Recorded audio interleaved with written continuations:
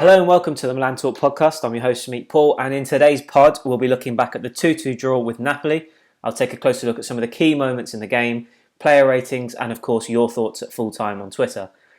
But ultimately, it was a hard-fought draw. We earned an important point in a game in which we were second best in the first half. I felt as though we came back into it well after falling behind on the hour mark, and credit must go to Pioli for the changes he made again, but also the players who dug really deep and found a way to extend our unbeaten run. I'm sure the win over Juve took a lot out of them, and you could tell that in the performance that there were some tired legs out there, which led to some below par and underwhelming individual performances. I don't think we were at our best at all, but I also give credit to Napoli for playing so well, particularly in the first half, because I felt they were picking holes in our defence and looking very, very threatening. But overall, pleased with the point. It is a hard-fought point away at Naples. It's not an easy place to go with or without fans, and ultimately it keeps us in the hunt for the 5th and 6th places. So let's just quickly go on to some of the key moments in the game that I noticed. Now, early stages of the encounter, there were two opportunities for Napoli, which Donnarumma produced two fantastic saves. First of which is on screen now, which is the Mertens chance. I think it's important to note that Mertens got in far too easily down Napoli's left, skipped past Conti, skipped past Paquita, both of whom could have done a lot better than they did.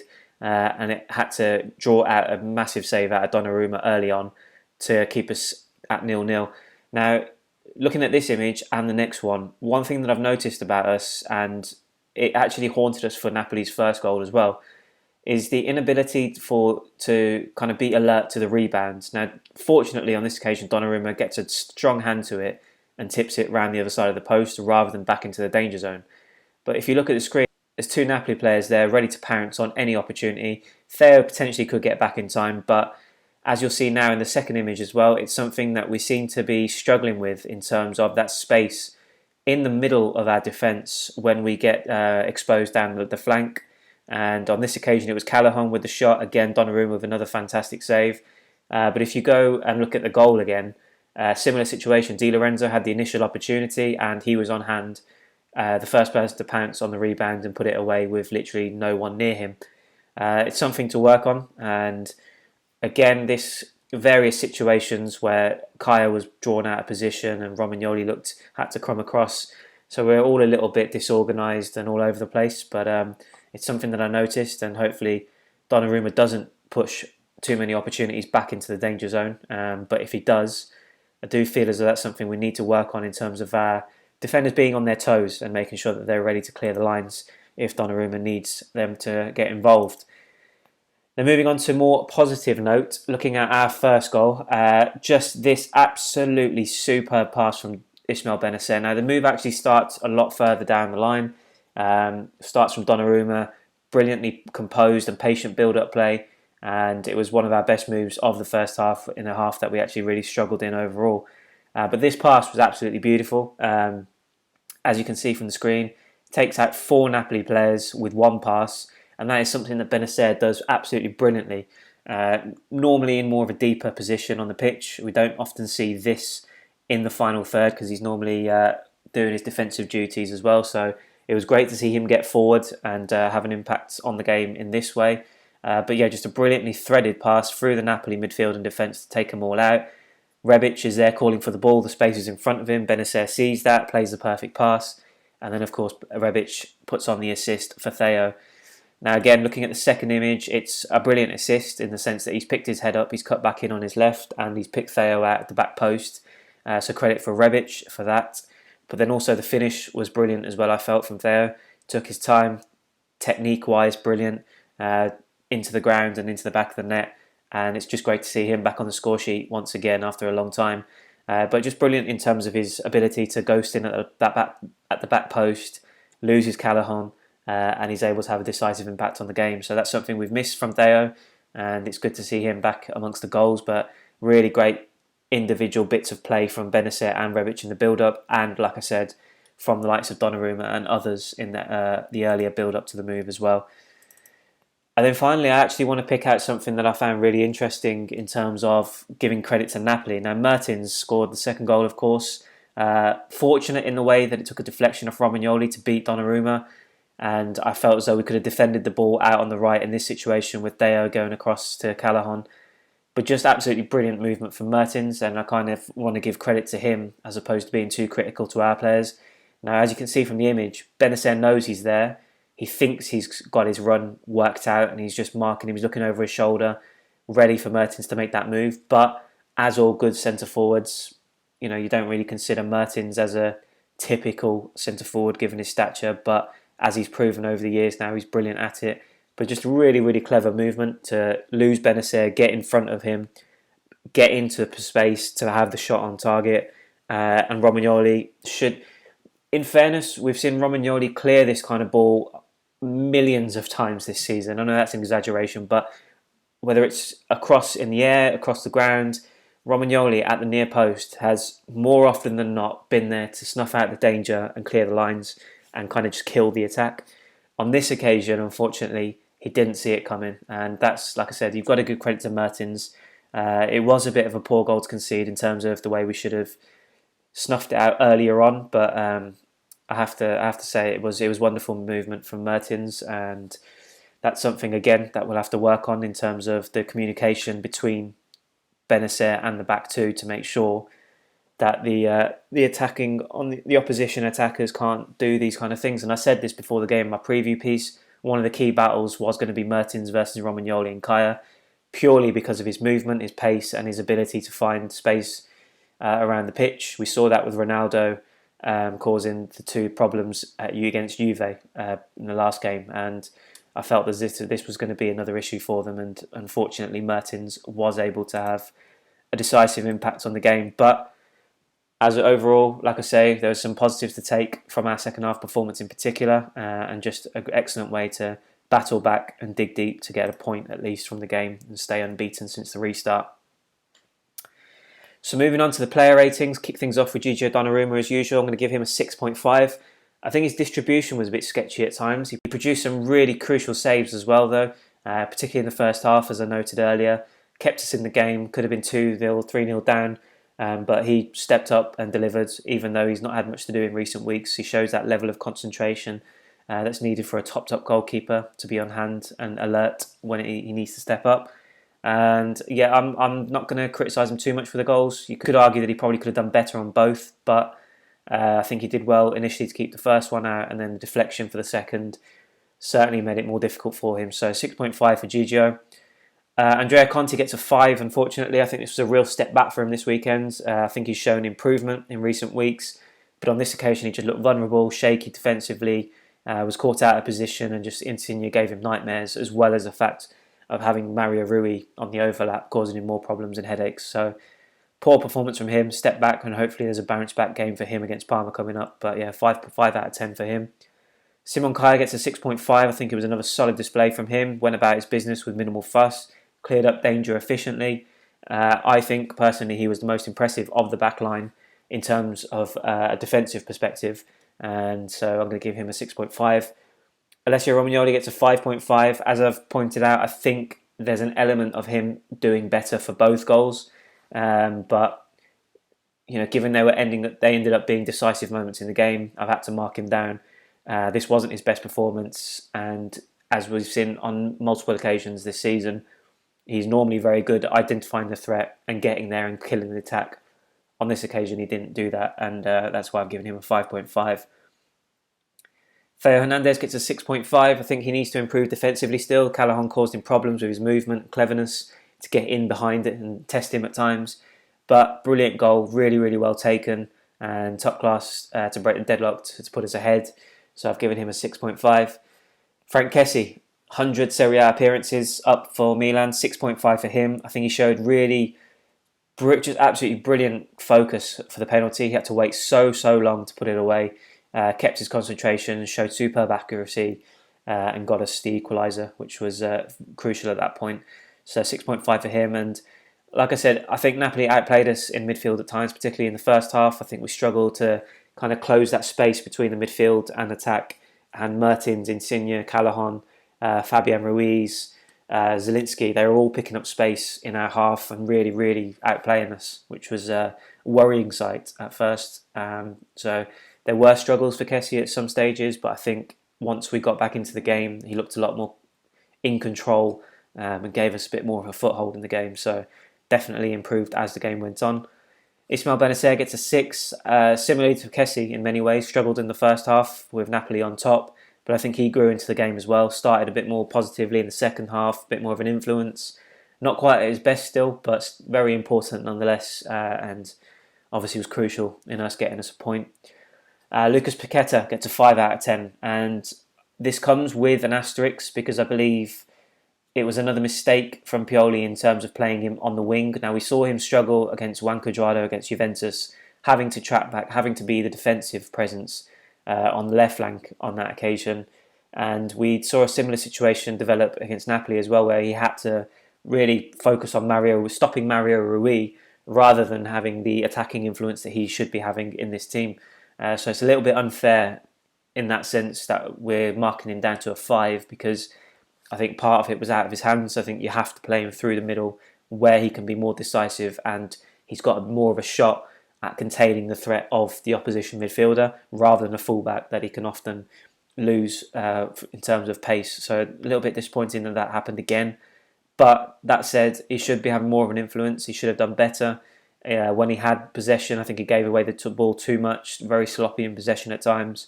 And hopefully now we don't see his confidence and belief disappear again, because he's had a recently really positive impact on the team. So hopefully he can bounce back, similarly to Conte as well next time out.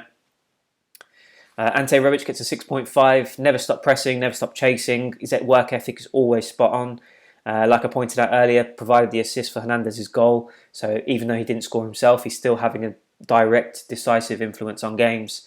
And so really impressed with him. And it's something that I'll come on to in a minute, but I do feel as though he was the right choice to play up top in this game, because his movement, his pace, I think would have made Koulibaly and Maksimovic a lot more uncomfortable, whereas they were pretty comfortable dealing with Ibrahimovic's physicality and kind of target man approach, which didn't suit us in this game. So Rebic 6.5.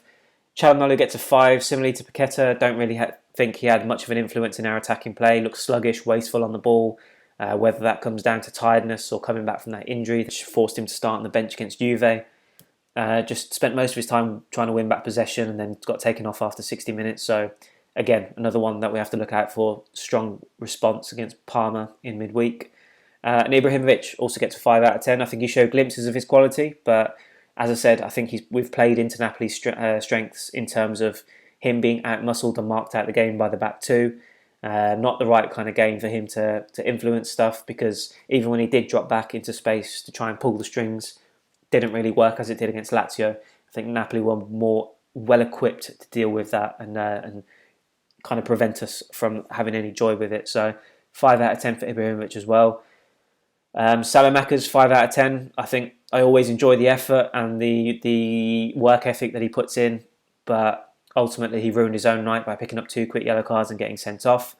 That was unfortunate. I think the second one was rash and really silly, but yeah, unfortunately I'm going to have to give him a 5 out of 10 on this occasion. Bonaventura gets a 6. I think it was an intelligent influence from him, capped off by winning the penalty, which led to the equaliser. I think his experience and tactical know-how are still very, very crucial to us, and this game kind of showed it and was calling out for him in many ways to come on earlier. But yeah, impressed with his cameo appearance and influence on the game after coming on. Rade Krunic doesn't get a rating, so finally Rafael Leao gets a 5.5. Same old story with Rafael Leao. I think he threatened on a few occasions, but Pioli could be heard constantly just urging him, barking orders at him, encouraging him to work harder off the ball. We've seen and heard that on multiple occasions now, and something's still not getting through to him. I think this is going to continue to cost him a place in the starting lineup. As you saw in the last couple of games with his goals, he's obviously got the talent. There's absolutely no doubt that he's got potential and talent. But if he doesn't fix this part of his game, his attitude and his approach off the ball, and his work ethic, his work rate, I don't see him getting into the starting 11 anytime soon, unless there's injuries or a specific battle that Pioli thinks he can win and he's going to do it for the good of the team. So really, really needs to sort that out, Rafael Leao, because I've said it on multiple occasions on Twitter as well, that you can, with no crowd in the stadium, you can actually hear Pioli constantly shouting Rafa, Rafa, Rafa, telling him to do this, do that. And at this level, a coach shouldn't, in my opinion, be having to do that. If he sent him out with instructions and he's sending him out to make an impact on the game, Leao should take it upon himself to put the work ethic in there and get the job done that's being asked of him. So disappointed with him on this occasion. Moving on to your comments on Twitter. Marvin Diaz at Marvin Diaz 619. Conte is a walking nuke. Of course, he would mess up the last seconds of the match, but besides that, I'm honestly happy. Napoli have such a better squad and that they should have beaten us tonight, but we fought back and even played better when the subs were made. Forza Milan. Agreed, Marvin. Definitely, the subs made a big difference and we played much better. Conte, really poor performance from him, as I've said. And like I said, I think Napoli were the better team for most of the game, so to come away with a hard-fought point is a bit of a result in my opinion, and we move on to Parma after that. Ivo A at Ivo ACM 1899. Not happy with the display, but the result is okay. I think we got lucky because Napoli had some excellent chances to score more, but I will take it. We should not be too critical with the team. This Milan got 10 points out of the derbies with Juve, Roma, Lazio and Napoli. Ivo, spot on, something that I'll come to in a minute, but you're right. The results that we've got in recent weeks have been brilliant.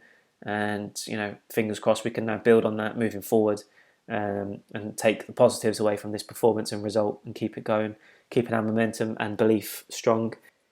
At MD Coop 3, that might be 2 of the top 5 squads in SerieA at this moment. Good hard-fought match, fair result in my opinion. At LSD Italiano, let Monza and Berlusconi have Ibra. At Thokes Style, the last 20 minutes was horrible. The boys were tired, a lot of silly fouls which ultimately got us a red card. Jack should have more on the ball as he was key. He won us the penalty but should have done more. Nonetheless, we take the point. Ifanu Po 8T, Paquita and Hakan should never start together. A few more comments. Marvin Diaz also added, I feel like the Paqueta thing is so obvious. What was the manager thinking in terms of playing him out on the wide, on the flank? Ivo A added, is it okay to say that Jack is a more important player for Milan than Paqueta right now? I am not suggesting a renewal for him, but we should really think about what to do with the Brazilian. I know he's not a winger, but he just needs to do more. John Sis 16. I think when Ibra starts, Rebic Leao are a must to help with his lack of pace, especially with Samu out. Tonight was very stagnant. Totally agree. Paqueta can't play wide. And the Milan page 1, agree completely with the Ibra comment in terms of us picking the right games for him to play in. This wasn't the game for him. Needed energy, speed and pressing. Would have been a good game to bring him in near the end. Walid at Akbar IUMD. I don't understand how Conte is even a professional player. He would be on the bench if my recreation league. Hope we can find someone good this summer. So that's just some of your thoughts after the game, and I'll just build on some of those points. As I said, it was those poor goals to concede in my opinion. I think we could have done better, but Napoli were on top and a very, very strong team. We did well to deal with it and get back and get a point. A lot of average performances across the board on the night, particularly in the final third. I think a few of the attacking players were looking quite tired. That said, great goal from Theo. GGO with some big saves, and I think we did better in the second half to earn a point. Just to pick out some individual pieces, poor from Conte. I think it was a big step back for him, as I said. Paqueta, no more playing out on the wide. If he starts, if he features, we have to play him through the middle so he can be an attacking threat and not have to worry so much about defensive assignments and trying to trap back with a fullback who is much quicker than him. I think it's important we pick the right games which Ibra starts because it has a knock-on effect for the entire attack. So on this occasion, yes, I understood what Pioli was trying to do because it worked against Lazio in terms of Ibrahimovic being the target man up top, dropping deep and pulling the strings. But I don't think this was one of those games. I feel as though Rebic's pace, movement and all-round ability would have caused Koulibaly and Maximovic more problems and would have stretched them and given Çalhanoğlu, Paqueta some more time and space on the ball to do something. So yeah, I think it's very, very important in these last few games that we pick the right ones where Ibrahimovic starts, because I feel, yes, he can start against Parma, Bologna, Sassuolo, and I think he can do a really important job for us leading the line. But in certain games, particularly in this one, I think you need the energy up front to kind of set the tempo and allow it to build on top of that. As I said, lack of effort from Leao was still glaring, but ultimately it's a decent point and we're moving on to Parma. We've taken 10 points in games versus Roma, Lazio, Juventus and Napoli. Now, in all honesty, I didn't see that happening. We've got Parma, Bologna and Sassuolo coming up next. It's absolutely vital we don't drop our level now and come unstuck, because we've done all this hard work. We've picked up those 10 points against 4 of the top teams in the league. We've shown our ability. We've shown what we're made of. Let's not now throw that all away by slipping up against teams below us in games that we're expected to at least dominate and potentially win. We're still in the hunt. We're still chasing Roma and Napoli down. Let's keep this run going. We're still unbeaten since the restart. It's a hard-fought point. It's a great result in many ways. and on to Parma, and let's just get back to winning ways as soon as possible. So that's a wrap on this pod. I want to thank everyone for their comments, for their follows on Twitter, for liking, subscribing the videos on YouTube, at Milan Talk 1 on Twitter and Facebook for more reaction and opinion, milantalk.com for plenty more opinion and reaction after the game and many more talking points. Until next time, Forza Milan.